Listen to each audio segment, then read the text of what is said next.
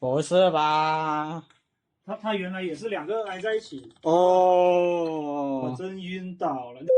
本来是过来接网线的，却意外的发现10几年前装修师傅埋下的坑。如果你家也遇到这种情况，那么恭喜你，本期正好有解决的方法。一位粉丝说，他家这些网络面板已经10多年没有使用了，期间他尝试了各种方法，网络依旧是没有接通，所以就让我过来看一下，能不能帮他把所有的网络都给恢复了。当时我来到了他热电箱，我看了一眼水龙头，没想到这些水龙头却把我搞迷糊啊！你这边没接对，是吧？你这边没接对。你再看一下另一个，你这个也没接对。我当时检查了好几个，愣是没有一个是打对的。我还很好奇，到底是谁打的时候，粉丝却自告奋勇地说是他自己打的，还打了2个小时呢。当时我就问他是哪个师傅教你这么打的，结果粉丝却说他看了我的视频跟着打的。好吧，刚才那个镜头大伙给忘了吧，咱们接着说正事。然后我又去房间里面看了一下他打的网络模块，我最近千辛万苦。大伙注意，这里有2条网线，因为能有这期视频，全靠这2条网线的出现了。但当时这2条网线我并没有放在心上，我的注意力都在这些网络模块身上了。我经过了一番的比对，好在粉丝得到了我的真传，这些模块他倒是打对了。于是我又去了第2个房间，粉丝和我说这个房间的网络面板也是不通的，于是我就把这个面板给拆了，看看里面是什么情况。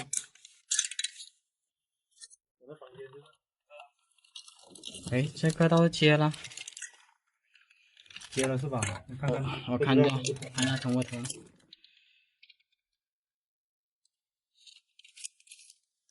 你这个有点老哦，你这种模块，但是好像没接对。我就说谁接的？我怎么知道这房子都多少年，快20年了。我拆开一看，虽然说这个房间的网络面板已经接了，但之前的失误没有接对，所以只能剪掉重新再打了。这里我教大伙怎么看这网络面板有没有接对吧。网线总共分8芯，其实每个颜色的芯都有自己的编号，比如白橙的编号是1，但它这里1号的位置却是中，3号的颜色应该是白绿才对，但它这里却接了绿色，所以明显它接的是不对的。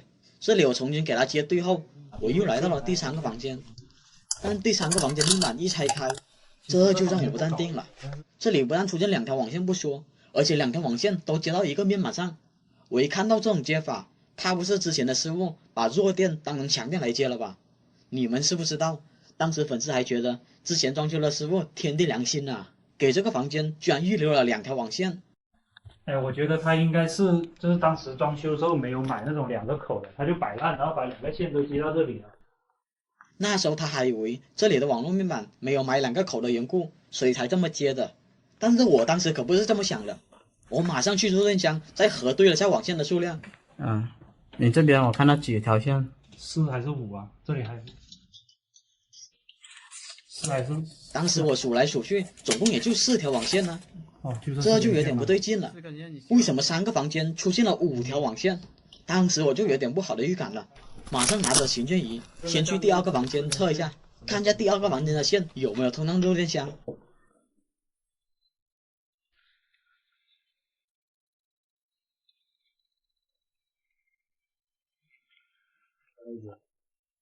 我来到了热电箱，我测了4条线，愣是没有发现任何响声。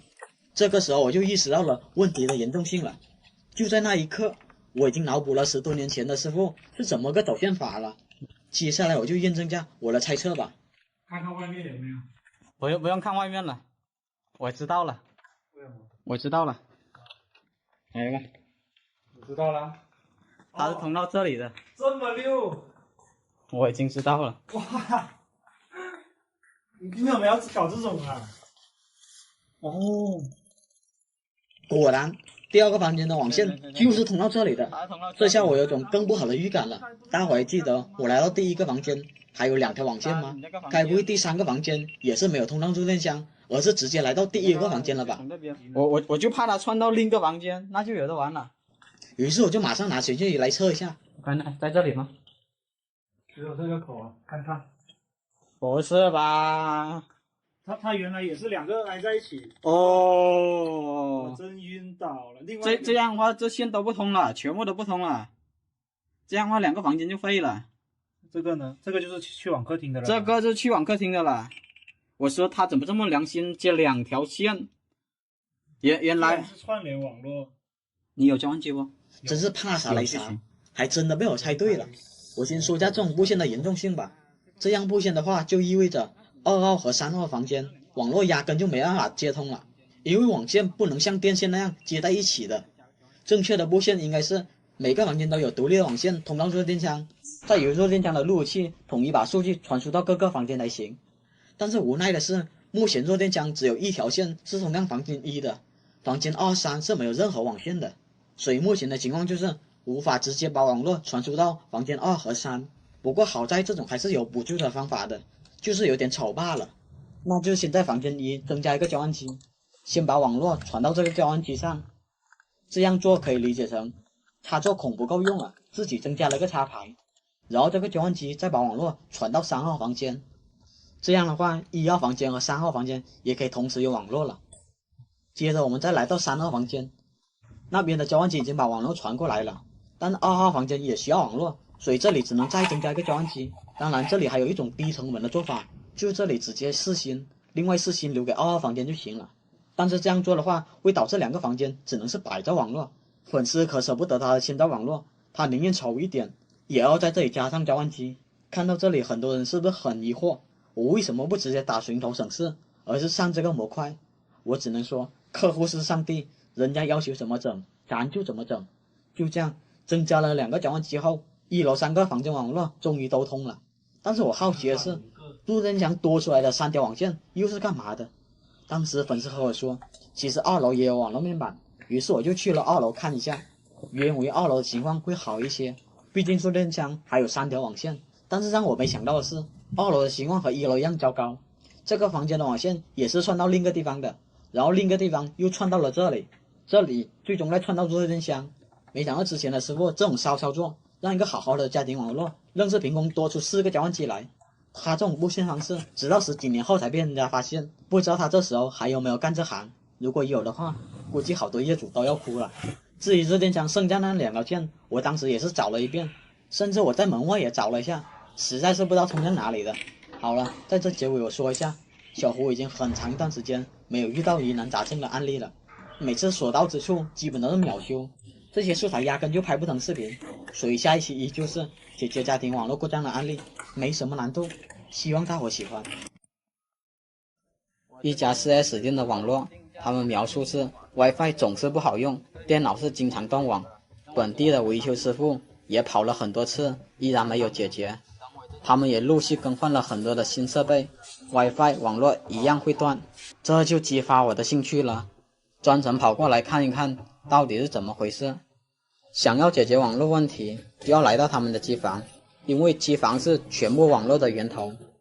机柜的这些线路，你要清楚它是负责什么的。好在这边的电工给我提供了所有的线路的走向，这让我节省了一个寻线的环节。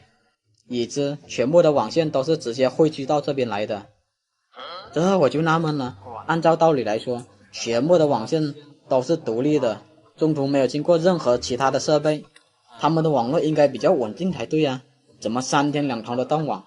那么我的重心就放在了光猫和路由器身上。这光猫属于专线的，一般极少出现问题，我这边测试的结果也是属于正常的。那么重点就在路由器了，可惜路由器的管理员密码他们没有，不然的话我可以进入后台调取设备的运行日记，就知道准确原因了。正在我没头绪的时候，我电脑也突然断网了。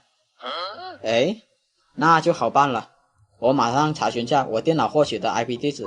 如果 IP 地址是路由器分发的，那么肯定是路由器问题。